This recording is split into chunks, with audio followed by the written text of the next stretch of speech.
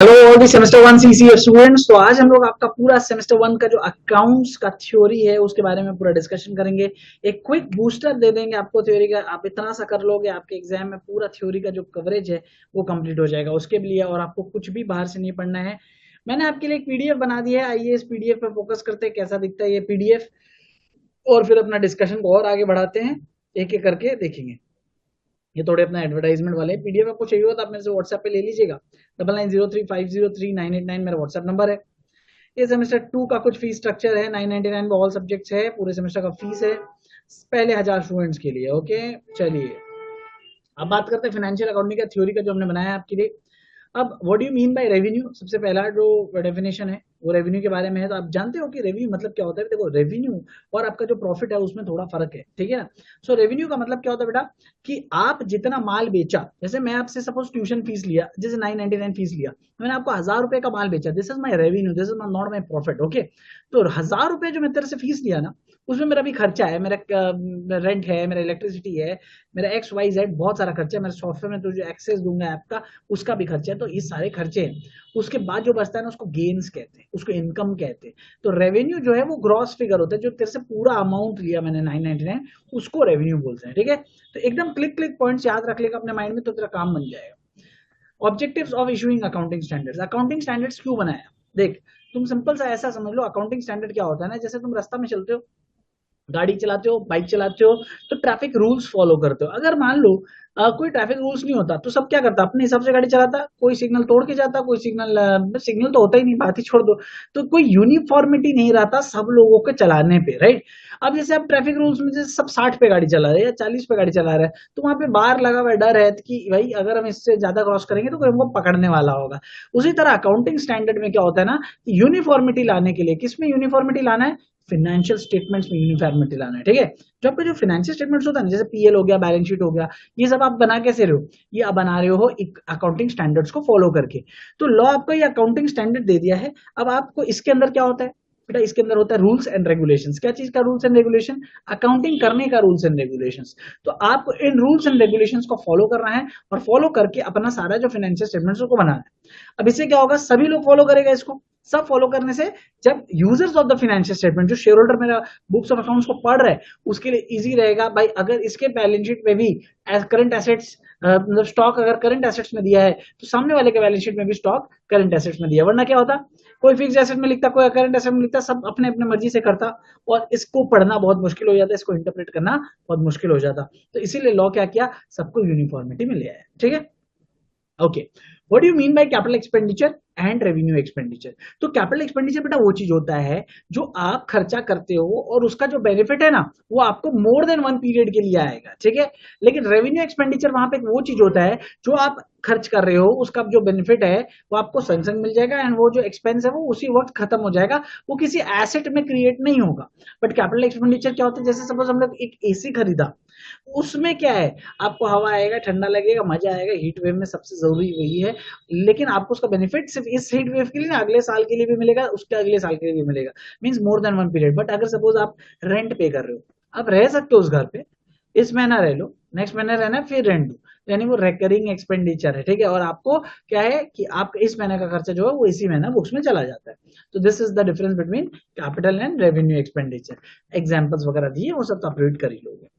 तो ये डिस्टिंग्विश जो है, डिस्टिंग्विशन को अच्छे से याद कर लेना, इस बार हो सकता है डिस्टिंग्विश आ जाए 5 से 7 नंबर का, तो इसको आप याद करोगे अच्छे से, ठीक है। Okay, usefulness of accounting standard क्या है भाई। अब अकाउंटिंग स्टैंडर्ड मैंने आपको सबसे पहला पॉइंट क्या बताया था, यूनिफॉर्मिटी इन अकाउंटिंग, सब लोग एक ही तरह से अकाउंटिंग कर पाते हैं, ये सबसे इंपॉर्टेंट और मेन पॉइंट है।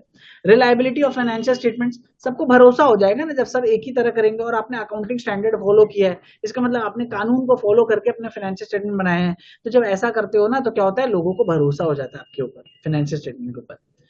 फ्रॉड एंड अकाउंटिंग मैनिपुलेशंस नहीं होते, कि जब आप सब कुछ फॉलो करके बनाए हो तो फ्रॉड का तो कोई चक्कर ही नहीं है। अब क्या सर फिर फ्रॉड नहीं हो सकता, फिर इतने फ्रॉड होते कैसे, फ्रॉड फिर भी हो सकता है लेकिन the chances of fraud is lesser. Next is assisting the auditors. अब ऑडिटर्स कौन होता है, तुम फाइनेंशियल स्टेटमेंट बना दिया तो उसको चेक कौन करेगा, ऑडिटर करेगा। अब ऑडिटर जब आता है वो चेक करता है इसको, जब ऑडिटर उसको चेक करता है तो वो भी क्या देखता है कि आपने ये अकाउंटिंग स्टैंडर्ड के हिसाब से इस रूल को फॉलो किया नहीं है, या नहीं किया, डेप्रिसिएशन में एसएलएम फॉलो किया या डब्ल्यूडीवी फॉलो किया, फीफो लिफो में कौन सा मेथड फॉलो किया, तो ऐसे करके वो सारा ऑडिटर्स को भी हेल्पफुल रहता है।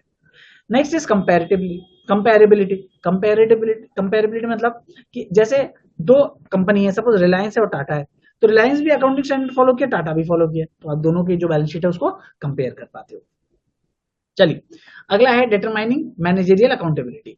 मैनेजरियल अकाउंटेबिलिटी मतलब क्या हो गया कि जो भी मैनेजमेंट है, जो अकाउंट्स बना रहे हैं, वो क्या सही से बनाए हैं या नहीं, आप उसको चेक कैसे करोगे? आप उसको पकड़ लोगे एक बार में कि भाई ये जो मैनेजमेंट है इसका परफॉर्मेंस को पकड़ लेते, क्या लिखा है, this accounting standards helps measure the performance of the management of the entity.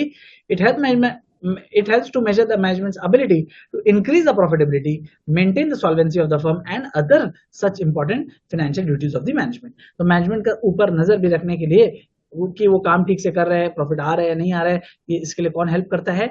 आपका जो अकाउंटिंग स्टैंडर्ड है वो हेल्प करता है। Distinguish between the capital receipts and the revenue receipt. उस टाइम हम लोग क्या पढ़े थे? एक्सपेंडिचर के बारे में पढ़ रहे थे। इस बार हम लोग क्या पढ़ रहे हैं? रिसिप्ट्स के बारे में पढ़ रहे हैं। तो बेटा सिंपल बात ये समझिए, हम आपसे अगर ट्यूशन फीस लेते हैं, सपोज मैंने आपसे 6 सेमेस्टर का ट्यूशन फीस एक साथ ले लिया, ठीक है, तो सपोज मैंने आपका बीकॉम, सपोज 4 ईयर का बीकॉम आपका, ठीक है, मैंने आपसे 4 साल का फीस एक साथ ले लिया। सपोज मैं आपको बोला 4 साल का बेटा फीस दे दो, कितना दिया तुम? सपोज रैंडम फिगर लेते 10,000 रुपया, मैंने तुमसे 10,000 लिया, तो 1 साल का बेटा खर्चा कितना आया? 2,500। तो ये जो 10,000 है ना, जो मैंने तुमसे लिया, ये कैपिटल रिसिप्ट्स है, क्योंकि मैंने आपको इसको सर्विस नहीं दिया अभी आपको, तो ये मेरी लाइबिलिटी में आएगी बैलेंस शीट में। क्यों? मुझे इसके बिहाफ में आपको क्या करना है? सर्विस देना है। लेकिन अगर यही पैसा का मैंने सर्विस आपको दे दिया, सपोज इस साल गुजर गया, ईयर एंड में मैंने आपको पूरा 1 साल का सर्विस दे दी, अब क्या हुआ बेटा? अब 2,500 मेरी रेवेन्यू रिसिप्ट बन गई। क्यों? उसकी सर्विस मैंने आपको दे दी और वो पीएल की इनकम साइड में चली जाएगी, ट्रेडिंग अकाउंट के इनकम साइड में चली गई। लेकिन जो बचा हुआ 7,500 है ना, वो कहां चला जाएगा? वो चला जाएगा बैलेंस शीट के लायबिलिटी साइड में शो होगा। ठीक है, तो ये आपका डिफरेंस है मेजर कैपिटल रिसिप्ट और revenue receipt. Capital receipt non recurring होता है, वो रिकरिंग होता है, तो बेसिक चीज है, वो आपको इजिली समझ में आ जाएगा। ओके, तो आप उसको गो थ्रू कर लोगे। अच्छा, और एक बात बता दो, मेरे मैराथन्स भी है, चैनल के लाइव सेक्शन में चले जाइए, पार्ट 1 पार्ट 2 मैंने ऑलरेडी डाल दी है, आज से पार्ट 3 पार्ट 4 वही आना शुरू हो जाएगा, तो अच्छे से मन लगा के मैराथन कीजिए, वो सब कर लोगे ना, उसके बाद आपको कुछ नहीं चाहिए। और हाँ, मेरे बहुत लोग मेरे लास्ट ईयर वाले मैराथन को ज्यादा कर रहे हैं, मैं देख रहा हूँ। लास्ट ईयर मैंने मैराथन डाला था सेम 1 और सेम 1 का, उसमें 5,500 शायद 5,700 व्यूज है, और दूसरा पार्ट में 3,000 व्यूज ऑलरेडी आ गए, तो लग रहा है लोग उस मैराथन को ज्यादा देख रहे हैं कंपेयर टू मैं जो इस साल का मैराथन करा रहा हूँ। ठीक है, तो आप देख लीजिएगा एक बार, जो आपको अच्छा लगे आप सारे दोनों देख लीजिएगा। Discuss the concept of capital maintenance. ये बहुत इंपॉर्टेंट कॉन्सेप्ट है, इस बार एग्जाम में आपको देखने मिल सकता है, तो इसलिए आप गो थ्रू करा दे रहा हूं line wise. Capital maintenance is also known as the capital recovery in an accounting system. Is an accounting system based on the principle that the company's income should only be recognized after it's fully recovered the cost or its capital that has been maintained. मतलब ये concept ये बोलता है भाई तेरे को income तभी recognise करना चाहिए जब तेरा पूरा कैपिटल रिकवर हो गया। ठीक है, a company achieves its capital maintenance when the amount of its capital at the end of the period is unchanged from the beginning of the period. Any excess amount have been represented as the company profit. Suppose मैंने धंधा में 10 लाख रुपए लगाया, मेरा and में भी 10 lakh maintain है, और जो बाकी जो एक्स्ट्रा पैसा आया था वो मेरे प्रॉफिट में चला गया, यानी मेरा capital properly maintain. Capital maintenance means that the company only generates profits once the costs associated with the operations during a selected accounting period have been fully recovered. ठीक है, to calculate the profit, the value of the company's financial and the other capital assets at the beginning of the period must know. Because अगर आपको beginning की value नहीं पता होगी तो आप क्लोजिंग से माइनस करके निकालोगे कैसे, इसलिए आपको beginning की वैल्यू पता होना चाहिए in the concept of capital maintenance. Okay, theoretical point आएगा आपके लिए, ज्यादा आपको स्ट्रेस देके पढ़ने का दरकार नहीं है, सम्स नहीं आएगा उसमें से। ओके, चलिए नेक्स्ट गैप भी आपको एग्जाम में देखने को मिल सकता है, क्योंकि ऑलरेडी ये पहले भी आया हुआ है। मैं बता रहा हूं जो मैं करा रहा हूं, इससे ज्यादा थ्योरी आपको पढ़ने की दरकार नहीं। Now what do you mean by gap? Gap is the generally accepted accounting principle. It is a defined set of rules and procedures that needs to be followed in order to create the financial statement which are consistent with the industry standards. तो मतलब industry के हिसाब से अगर आपको बनाना है financial statement तो आपको गैप को फॉलो करना चाहिए। Gap helps in ensuring that the financial reporting is transparent, साफ सुथरा है सब, and uniform across the industry. जैसे बाकी सब बना रहे वैसे आप भी बना रहे हो। As financial information is based on the historical data, therefore in order to facilitate comparison between the data from the various sources, gap must be followed. Gap is developed by the Financial Accounting Standards Board. कौन बनाया है? FASB इसको बनाया है gap को. The following gap principles can be discussed.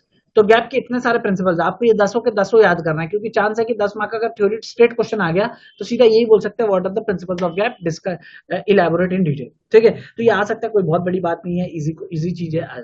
तो पहला क्या है भाई? Principle of consistency. मतलब आपके जो फाइनेंशियल स्टेटमेंट में लास्ट ईयर सपोज आपने डेप्रिसिएशन को SLM में फॉलो किया, इस बार WDV में मत कीजिए. SLM है तो इस साल भी SLM, consistently SLM follow. Principle of regularity भी उसी बात को बताता है, दोहराता है. सिंसेरिटी बोलते principal states that the accountant should provide an accurate depiction of the financial statements. मतलब जो आप फाइनेंशियल स्टेटमेंट्स में कर रहे हो, अकाउंटेंट को बिल्कुल वही बताना चाहिए. Principles of permanence of method. The principle states that the consistent practices and the procedures should be followed for financial reporting purpose. तो यानी जो आप जो principles of practice follow कर रहे हो वो consistent होना चाहिए. और principle of prudence क्या है? Principle states that the financial data should be reasonable, factual and should not be based on any speculation. Prudence मतलब होता है थोड़ा डिफेंसिव अप्रोच. अब जैसे आपको लगता है आप 10 लाख रुपया कमा सकते हो, तो आप अभी इनकम 10 लाख मत बुक कर लो, आप जब हो जाए ना इनकम तब बुक करना. ठीक है, प्रूडेंस कॉन्सेप्ट ये बताना. कंटिन्यूटी मतलब ऑब्वियसली बिजनेस जो हम लोग का गोइंग कंसर्न जैसा चलता रहेगा, इसी थिंकिंग के साथ आपको हमेशा अपना वैल्यूएशन करना चाहिए एसेट्स का. Okay. Principle of materiality. Material मतलब कोई सामान नहीं होता है. मटेरियल मतलब होता है कि जो चीज बिजनेस में सिग्निफिकेंट वैल्यू का होगा उसको आप प्रॉपरली डिस्क्लोज करोगे. मटेरियल मींस सपोज आपका एक बैलेंस शीट है 10 लाख रुपए का, उसमें एक छोटा सा चोरी हो गया 5,000 रुपए का. इट इज नॉट मटेरियल, कोई बहुत बड़ा आइटम नहीं है. लेकिन वहीं अगर 50,000 या 1 लाख रुपए का चोरी हो गया तो ये बड़ा आइटम है, उसको हम लोग अकाउंट्स के लैंग्वेज में बोलते हैं मटीरियलिटी. तो ये सब चीज को डिस्क्लोज करना आपके लिए बहुत जरूरी है. Principle of periodicity. This principle states that the business entity should abide by the commonly accepted accounting periods for the financial reporting, such as yearly, half yearly, etc. तो मतलब आपको जो है commonly accepted accounting periods को follow करना चाहिए. आप ऐसा नहीं कि मंथली बैलेंस शीट बना के दे दिए, आप एनुअली नहीं बना रहे हो, एटलीस्ट आपको एनुअली, हाफ ईयरली, ये 2 बैलेंस शीट, क्वार्टरली, ये सब बनाना चाहिए. Okay. Principle of non-compensation. The principle states that the no business entities should accept compensation in return for providing accurate information in financial reporting. मतलब आप इसके बदले कुछ चाह नहीं सकते सामने वाले से कि आप एक्यूरेट इन्फॉर्मेशन दे रहे हो, उसके बदले आपको कुछ रिटर्न में चाहिए. Principle of good faith. मतलब जो आपका जो balance sheet, PL, financial statement सारा बना रहे हो वो पूरे गुड फेथ में बनाओगे. कोई भी डिसऑनेस्ट ट्रांजैक्शन नहीं होना चाहिए. Everything should be reported very very honestly. Okay. So याद रखिएगा, ये पॉइंट बहुत इंपॉर्टेंट है, आपके एग्जाम में देखने को मिल सकता है. फेयर वैल्यू अकाउंटिंग क्या होती है, ये भी इंपॉर्टेंट डेफिनेशन है. मैंने इसमें जो भी दिया बेसिकली इंपॉर्टेंट ही है, तभी दिया. फेयर वैल्यू का मतलब क्या हो गया? एक्चुअल कीमत जो होता है ना एसेट को, आप उस पर रिप्रेजेंट करोगे. सपोज आपने 10 साल पहले 10 लाख पे एसेट खरीदा है, तो आप ये उसकी आज की वो हो गया उसका हिस्टोरिकल कॉस्ट कॉन्सेप्ट. ठीक है, उसको बोलते हैं हिस्टोरिकल कॉस्ट. मतलब आपने कब पहले खरीदा था, कितने में खरीदा था, और आप अभी उसका वैल्यू क्या चल रहा है वो मार्केट से निकालोगे, and that is called the fair value. ठीक है, मैं इसको एकदम 2x स्पीड में ही पढ़ा रहा हूँ. आपको अगर स्पीड ज्यादा लगे आप इसको स्लो कर लीजिएगा. मैं इसको इस तरह बना रहा हूँ कि आप नींद में भी इसको पढ़ो. आप इसको एग्जाम के पहले एक बार रिवाइज मार लो, 2-3 बार इसको रिवाइज कर लो. सुन लोगे ना सिर्फ, आपको 2x करने का भी दरकार नहीं पड़ेगा, आपका आराम से थ्योरी निकल जाएगा. IFRS क्या है? IFRS है इंटरनेशनल फाइनेंशियल रिपोर्टिंग स्टैंडर्ड्स. अब क्या हुआ कि हम क्या है, ग्लोबल हो रहे हैं. अब ग्लोबल है तो FDI का पैसा चाहिए, मतलब फॉरेनर्स का पैसा चाहिए इन्वेस्ट करने के लिए स्टॉक मार्केट में, बिकॉज तभी स्टॉक मार्केट बढ़ेगा. तो हम क्या करते हैं, अपना फॉरेनर लोग हम लोग को भरोसा नहीं है, तो हम लोग को क्या करना है, इंटरनेशनल स्टैंडर्ड्स के हिसाब से अपना बैलेंस शीट प्रेजेंट करना होगा, ताकि उन लोग को भरोसा हो कि भाई हमारा अकाउंटिंग स्टैंडर्ड में उनको भरोसा नहीं है. ऑब्वियसली बात सही बात है, क्योंकि इतने स्कैम्स हो गए हैं इंडिया में ऑलरेडी. तो वो लोग क्या बोलते हैं, भाई आप IFRS के रूल्स एंड रेगुलेशंस को फॉलो करके अपना अकाउंटिंग स्टैंडर्ड्स और ये चीज को बनाइए फाइनेंशियल स्टेटमेंट्स को, तो हम भी आपके ऊपर भरोसा करें. Briefly discuss the limitation of historical cost accounting. Historical cost मैंने आपको क्या बनाया, जब आप खरीदे थे एसेट सपोज 10 साल पहले, तो उसी का दाम आज भी बैलेंस शीट में दिखा रहा है. गलत है कि नहीं, राइट? आज उस एसेट का दाम बढ़ गया होगा बहुत, या फिर कम गया होगा बहुत, तो आपको उसको फेयर वैल्यू पे दिखाना चाहिए. तो लिमिटेशंस मतलब क्या डिसएडवांटेजेस है हिस्टोरिकल कॉस्ट में दिखाने का. पहला, failure to disclose the current worth. मतलब आज की उस कीमत क्या है, औकात क्या है, वो डिस्क्लोज नहीं हो पाता है. This is wrong. तो इसीलिए ये चेंज लाया इंडिया में. उसके बाद incomparable items in the financial statements. अब सोचो आपके पास एक 2 मशीनरी है. एक मशीनरी आपने 10 साल पहले खरीदा, या सब 2 लैंड है. एक लैंड आपने 10 साल पहले खरीदा 5 लाख रुपए का दिखा, और एक लैंड आप आज खरीद रहे हो आप 50 लाख, कैसे कंपेयर हो पाएगा दो चीज? क्या पता वही लैंड जो 5 लाख का था आज का कीमत निकालोगे तो उसका 1 करोड़ या उसका 30 लाख हो, जो भी हो। तो जो दो एसेट्स है वो कंपेयर कभी नहीं हो पाएंगे due to this. Okay, difficult to replace the fixed assets. Fixed assets को रिप्लेस करने के लिए हिस्टोरिकल कॉन्सेप्ट में क्या होता है, डिप्रिसिएशन जो है is charge under original cost. लेकिन भाई ये तो गलत है ना। आप सोचिए आज के डेट में हर एक एसेट, हर एक कमोडिटी इन्फ्लेट होता है, मतलब हर साल उसके दाम बढ़ते रहती है। जो जो रेट ऑफ डेप्रिसिएशन है वो सही नहीं होगा। डेप्रिसिएशन क्यों करते हैं हम लोग? डेप्रिसिएशन क्यों करते हैं हम लोग? डेप्रिसिएशन इसलिए करते हैं ताकि हम लोग को एक पता लग जाए कि कितने साल में ये एसेट उड़ जाएगा और उसके बदले एक नया एसेट लाने में कितना इजी रहेगा। तो ये तो ओरिजिनल कॉस्ट पे ही हो रहा है डेप्रिशिएट। तो आपका एसेट जो है मे भी हो सकता है ज्यादा टाइम लगेगा डेप्रिशिएट होने में, और रिप्लेसमेंट जब उसका करने जाएंगे उसका देखोगे दाम ज्यादा हो गए, राइट? आपको लग रहा है कि नहीं 10 लाख का ही एसेट है, रिप्लेस करेंगे 10 लाख में एक नया एसेट आ जाएगा। नहीं, पॉसिबल ही नहीं है। 10 साल पहले 10 लाख का एसेट था, आज डेप्रिशिएट करके 0 हुआ है, तो आप उसको क्या वापस 10 लाख में खरीद सकते हो? नहीं, आपको इन्फ्लेशन एडजस्ट करके लेना चाहिए। ओके, ज्यादा में आप एसेट खरीद पाओगे। इनएक्यूरेट डिटर्मिनेशन ऑफ प्रॉफिट, मतलब जो प्रॉफिट है वो गलत है, ऑब्वियस बात है। आपका जो सारा जो बुक्स में वैल्यूज है सब तो हिस्टोरिकल कॉस्ट में, तो आपके आज के वैल्यूज पे तो कुछ है नहीं, तो आपको जो प्रॉफिट है वो क्लियर पिक्चर नहीं देगा। Mixing up of holding and operating profits, अब ये क्या है? Historical cost accounting does not disclose the effect of closing stock on profit. Therefore, profit due to the overvaluation of inventory is mixed up with the business profit and does not show the profit correct profitability. ठीक है? अब क्या होता है, लोग इतना बदमाश होते हैं कि क्या करते हैं, जो क्लोजिंग स्टॉक है उसको ओवर वैल्यू कर देते हैं। तो भाई ट्रेडिंग अकाउंट में क्लोजिंग स्टॉक कहाँ आता है? क्रेडिट साइड में आता है। तो जितना ज्यादा क्लोजिंग स्टॉक दिखेगा प्रॉफिट भी उतना ज्यादा दिखेगा। एक्चुअल में तो बिजनेस प्रॉफिट है ही नहीं, राइट? तो आप इसमें मैनिपुलेशन का स्कोप है जो कि नहीं होना चाहिए। जितना आप ट्रांसपेरेंट रखेंगे उतने ज्यादा फॉरेनर्स आपके ऊपर इन्वेस्ट करेंगे। एसेट्स एंड लाइबिलिटीज को मेरे को डिफाइन करने का दरकार नहीं है, फिर भी आपके लिए शॉर्ट में बात बता देता हूँ। एसेट्स वो चीज होता है जिसको आप क्रिएट करते हो, मतलब कोई ऐसा खर्चा किए जिससे कुछ प्रोडक्ट क्रिएट हुआ और फ्यूचर इकोनॉमिक बेनिफिट्स आपको उससे मिलेगा। लाइबिलिटीज क्या होता है, आपको पैसे मिले हैं और आपने पैसे ले लिए, उसके बदले आपको फ्यूचर में सर्विस प्रोवाइड करना है, उसको हम लोग कहते हैं लाइबिलिटी। तो इसके बारे में हम ज्यादा डिस्कस नहीं कर रहे हैं, एसेट लाइबिलिटी आपको बचपन से बहुत पता है। अकाउंटिंग स्टैंडर्ड बोर्ड का क्या फंक्शन है? Again a very important question, ये एग्जाम में आपको देखने मिल सकता है। अकाउंटिंग स्टैंडर्ड बोर्ड का फंक्शन क्या है? The following are the functions of the accounting standard board. पहला, to conceive of and suggest the areas in which the accounting standard need to be developed। कहाँ कहाँ अकाउंटिंग स्टैंडर्ड डेवलप किया जा सकता है? ऑब्वियसली बोर्ड का नाम है अकाउंटिंग स्टैंडर्ड, तो क्या करेगा? अकाउंटिंग स्टैंडर्ड को डेवलप करेगा। Formulate the accounting standard with a view to assist the council of the ICI. तो आपको आईसीआई को असिस्ट करना। आईसीआई कौन है? चार्टर्ड अकाउंटेंट जो होते हैं ना, उसके इंस्टीट्यूट को हम लोग आईसीआई कहते हैं, जहां से आप सीए करते हो। To examine how far the relevant international accounting standard or the international financial reporting standard can be adopted while formulating the accounting standard and to adopt the same। तो बोलता है कि कहाँ कहाँ भाई इंटरनेशनल से हम लोग कुछ ले सकते हैं और हम लोग अपना अकाउंटिंग स्टैंडर्ड को अकॉर्डिंगली चेंज कर सकते हैं। रेगुलर इंटरवल्स में आप उसको चेक करते रहिए कि आपका कोई भी रिवाइज करने का जरूरत है, यानी depending on the modern conditions. To provide from time to time interpretations. अब मान लो सारा अकाउंटिंग स्टैंडर्ड इजीली इंटरप्रेटेबल नहीं होता है, लोगों को समझ नहीं आता है, तो उसकी आप सिंपल लैंग्वेज में इंटरप्रिटेशन दे दीजिए।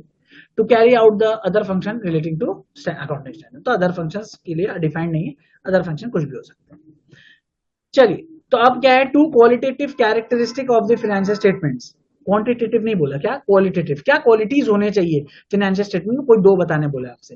तो दो में पहला क्या? अंडरस्टैंडेबिलिटी, कि आपका जो फाइनेंशियल स्टेटमेंट बना रहे हो सारे यूजर्स को, एक लेमैन भी अगर गधा भी पढ़े तो वो पूरा क्लियरली अंडरस्टैंडेबल रहने। और दूसरा रेलेवेंस होना चाहिए। रेलेवेंस मतलब कि जो पढ़ रहा है उससे, उसके लिए वो जो अकाउंटिंग स्टैंडर्ड जो आपने फाइनेंशियल स्टेटमेंट बनाए हैं वो पूरा क्लियरली रेलेवेंट होना चाहिए, इधर उधर की बातें मत डालिएगा उसमें। देन थर्ड पॉइंट, अच्छा इसमें एनी टू लिखा है, मैंने और भी दे दिया ताकि क्या हो कि आपके एग्जाम में अगर कुछ ज्यादा भी आता है तो भी आप कवर कर लोगे। रिलायबिलिटी, रिलायबिलिटी मतलब अगर आपने ऐसा फाइनेंशियल स्टेटमेंट बनाना है जिसको पढ़ के उस पर भरोसा किया जा सके, बिना भरोसा किया वाला फाइनेंशियल स्टेटमेंट मत बनाना। Next is comparatively. कंपैरेटिवली मतलब दो फाइनेंशियल स्टेटमेंट्स को कंपेयर करना, ठीक है? मींस एक्स लिमिटेड और वाई लिमिटेड दोनों अपना फाइनेंशियल स्टेटमेंट बनाया, आप ऐसा बनाए हो दोनों कंपेयर कर पा रहे हो। ओके, अकाउंटिंग इक्वेशन क्या होता है? क्लास 11 में ऑलरेडी इसके बारे में पढ़ चुके, तो ये इक्वेशन आप जस्ट गो थ्रू कर लेना, इसको मेरे को समझाने का मेरे तरफ से कुछ है नहीं। अकाउंटिंग साइकिल, ठीक है, ये सब मेरे हिसाब से समझाने का दरकार है नहीं। बट आपका थ्योरी देखिए यहीं तक है। ओके, सो फिर भी अगर अकाउंटिंग साइकिल बहुत लोग को नहीं पता होता है, एक बार मैं बता देता हूँ। देखिए सबसे पहले आप ट्रांजैक्शन करते हो, राइट। अकाउंटिंग साइकिल मतलब आपका जो बेस है, जो सोर्स है, वहां से लेके आप पूरा बैलेंस शीट तक कैसे पहुंचोगे, ठीक है। अब आप समझिए, पहले आप ट्रांजैक्शन होता है, क्योंकि देखिए अगर कोई ट्रांजैक्शन होगा ही नहीं तो अकाउंटिंग किस बात का। मैंने परचेज किया एक ट्रांजैक्शन को, मैंने सेल किया एक ट्रांजैक्शन, तभी ना जाके बुक्स बनेगा। ये अकाउंटिंग क्या होता है, पोस्टमार्टम है, धंधा का पोस्टमार्टम। मतलब पहले बिजनेस होता है बेटा, उसके बाद उसकी पोस्टमार्टम को अकाउंटिंग बोलते हैं, और इससे ज्यादा मुनीम का कोई काम नहीं होता। तो पहले ट्रांजैक्शन होना चाहिए, फिर उसकी हम लोग क्या करते हैं, जर्नल मारते हैं, जो आप क्लास 11 में जर्नल मारे होगे। उसके बाद आपको लेजर भी सिखाया गया था, लेजर की पोस्टिंग, राइट। फिर क्या, ट्रायल बैलेंस बनाते हैं, जिसमें डेबिट क्रेडिट होता था। ट्रायल बैलेंस से ये वर्कशीट तो ठीक है, ट्रायल बैलेंस अगर कुछ मैच नहीं करता है तो हम लोग वर्कशीट बना के उसकी एडजस्टिंग एंट्रीज करते हैं। आप रेक्टिफिकेशन ऑफ एरर चैप्टर में पढ़ो, सेमेस्टर 1 में भी आप लोग पढ़ोगे, ठीक है। उसके बाद आप जाते हो और क्या बनाते हो, फाइनेंशियल स्टेटमेंट, जिसमें आपका ट्रेडिंग, पीएल, बैलेंस शीट वगैरह बनाते हो। And point number 8, closing. The revenue and expense accounts are close, because balance sheet में हम लोग क्या अकाउंट डालते हैं, जो भी एसेट्स एंड लायबिलिटीज रहते हैं, बाकी जो रेवेन्यू एक्सपेंस अकाउंट्स है वो क्लोज होता है, बैलेंस शीट में नहीं आते, ठीक है। तो क्या लिखा, balance sheet accounts are not close because they show the financial position of the company at any point of time. मतलब आज के डेट में भी अगर आपको कंपनी का औकात जाना है फाइनेंशियल स्टेटमेंट्स, तो वो आपको कौन बता देगा, आपको बैलेंस शीट बता देगा। लेकिन जो पीएल अकाउंट है वो फॉर द ईयर एंडेड होता है और उसी ईयर खत्म हो जाता है, लेकिन बैलेंस शीट क्या होता है, ऐसा होता है, इसलिए वो चलता रहता है। तो ये हमारे कुछ ऑफलाइन सेंटर्स है, थोड़ा सा प्रमोशन कर देता हूँ लास्ट में। ये ऑफलाइन सेंटर्स है कलकत्ता में, 1 2 3 4 5 6 7 8 जगह अपने सेंटर्स हैं, आप कहीं पे भी आके क्लासेस कर सकते हो। मैंने जैसे आपको बताया था कि फीस स्ट्रक्चर है, फीस स्ट्रक्चर हमारा ये देखिए, हमारा ये सर्विसेज है, इकोसिस्टम में क्या बताते हैं कि हम लोग क्या क्या सर्विसेज आप प्रोवाइड करते हैं, ये आप आराम से देख सकते हो वीडियो को पॉज करके। और ये सेमेस्टर 2 का फिक्स फीस स्ट्रक्चर है, ऑनलाइन एंड वीडियो रिकॉर्डिंग का ये फीस है। सेमेस्टर 2 का 999 ऑल सब्जेक्ट्स। मल्टी क्लाइड हम लोग ई बुक्स भी देंगे आपको, हार्ड कॉपी ऑफ बुक्स जो है उसको चाहिए, उसके लिए थोड़ा एक नॉमिनल फीस पे कर देना होता है, आपको हार्ड कॉपी मिल जाएगा, आपके घर पे कोरियर हो जाएगा। सारे सब्जेक्ट्स हैं, उनके स्पेशलाइज फैकल्टीज हैं, मैं आपके लिए सेमेस्टर 2 में पोस्टिंग पढ़ाता हूँ, एंड बाकी जो थ्योरी पेपर्स है वो सारे मैम लोग पढ़ाएंगे आपको, ठीक है। सो हम लोग मिलेंगे नेक्स्ट सेमेस्टर में, लेकिन उससे पहले मैराथन में मिलेंगे। पार्ट 1 पार्ट 2 मैराथन को कर लीजिए, जो बाकी मैराथन दिए वो भी कर लीजिए, और बाकी मैराथन और वीडियोस के लिए चैनल को सब्सक्राइब करके रखिएगा, नोटिफिकेशन बेल को दबा के रखिएगा। मिलते हैं नेक्स्ट वीडियो में, till then take care and bye bye.